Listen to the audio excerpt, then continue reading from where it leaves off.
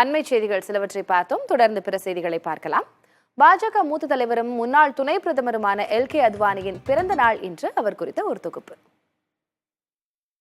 பாரதிய ஜனதா கட்சியின் மிக மூத்த தலைவர்களில் ஒருவரான எல்.கே. அத்வானி தற்போதைய பாகிஸ்தான் நாட்டின் கராச்சியில் 1927ஆம் ஆண்டு இந்து குடும்பத்தில் பிறந்தார். கராச்சியில் ஆரம்ப கல்வியை பயின்ற எல்.கே. அத்வானி மும்பை அரசு சட்டக் கல்லூரியில் சட்டம் பயின்றார். கல்லூரி படிப்பை வெற்றிகரமாக முடித்து கராச்சியில் உள்ள உயர்நிலைப் பள்ளி ஒன்றில் வரலாறு கணித ஆசிரியராக தன் வாழ்வை தொடங்கியவர் எல்.கே. அத்வானி. இந்தியா பாகிஸ்தான் பிரிவினையின் போது கராச்சியிலிருந்து இடம்பெயர்ந்து மும்பை நகரத்தில் அத்வானியின் குடும்பம் குடியேறியது. பள்ளிப்படிப்பின் போதே இந்து அமைப்பான RSS இயக்கத்தில் ஈடுபாடு கொண்டிருந்தார். 1951ஆம் ஆண்டு தொடங்கப்பட்ட பாரதிய ஜனசங்கத்தில் உறுப்பினராக சேர்ந்த எல்.கே. அத்வானி பல்வேறு பொறுப்புகளில் பணியாற்றினார். அதன்பின் 1975ஆம் ஆண்டு அதன் தலைவராகவும் தேர்வு செய்யப்பட்டார்.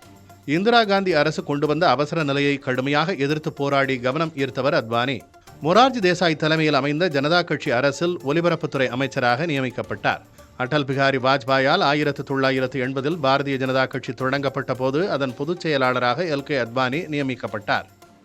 1982ஆம் ஆண்டு பொதுத் தேர்தலில் வெறும் 2 இடங்களில் மட்டுமே வெற்றி பெற்ற நிலையில் எல்.கே. அத்வானி தலைவரான பின் நடந்த பொதுத் தேர்தலில் பாரதிய ஜனதா கட்சி 88 இடங்களில் வெற்றி பெற்று வலுவான கட்சியாக உருவெடுத்தது.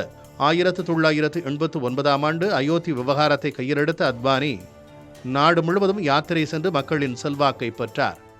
அத்வானி தலைமையில் அயோத்தியில் நடந்த யாத்திரையின் போது பாபர் மசூதி இடிக்கப்பட்டது பெரும் அதிர்வலைகளை ஏற்படுத்தியது. நாட்டின் உள்துறை அமைச்சராக 7 ஆண்டுகளாகவும் 2 ஆண்டுகள் மத்திய ஒலிபரப்புத்துறை அமைச்சராகவும் அத்வானி பணியாற்றியுள்ளார்.